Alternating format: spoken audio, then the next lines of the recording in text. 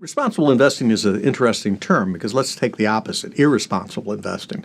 So since no one would invest irresponsibly, does that mean that responsible investing is any kind of investing?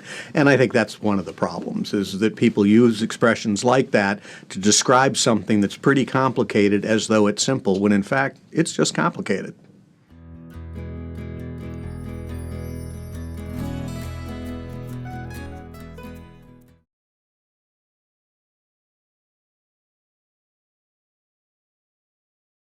There are a few that are my favorites. One is smart beta, right? What is that? Well, I guess you think about it again. If someone said, I'm going to give you two choices, I'm going to give you an option of beta, or I'm going to give you an option of smart beta, the unsophisticated would automatically say smart beta, and it's not necessarily smart, as in it won't necessarily accomplish the goals and objectives that you set out. So that's another example of a term that's designed really a little bit more to convince you it's a good thing rather than to understand what are the drivers of the investment. Another example are hedge funds. Hedge funds don't necessarily hedge, but the impression that you'd get from that term is that somehow you would be protected, hedged against downside events.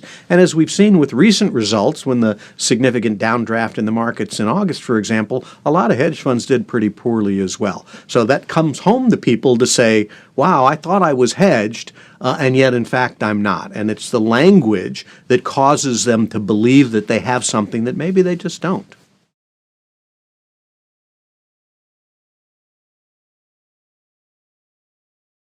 Yeah, I think the real damage for terms like that is they become somewhat of a substitute for understanding.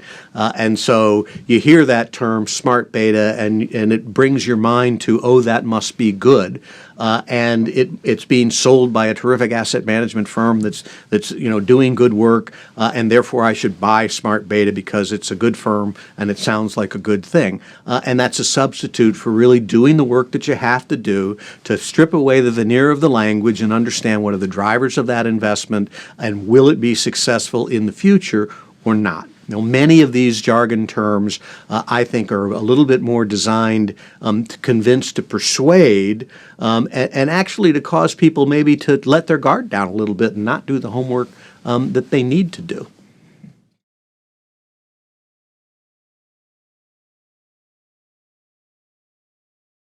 I think the real answer is what we've done for a long, long time, which is education.